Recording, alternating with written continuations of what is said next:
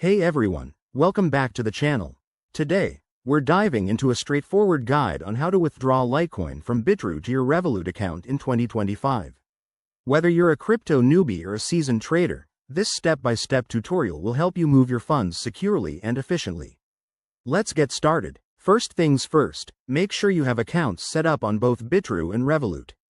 Log into your Bitrue account using your credentials. Once you're in, head over to the Wallets or Assets section to locate your Litecoin balance.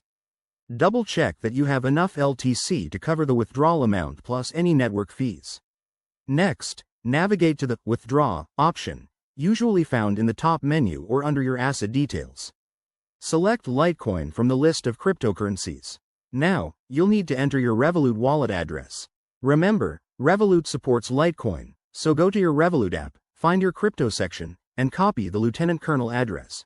Be extra careful to avoid any typos here, as that could lead to lost funds. Enter the amount you want to withdraw, and don't forget to review the transaction fees.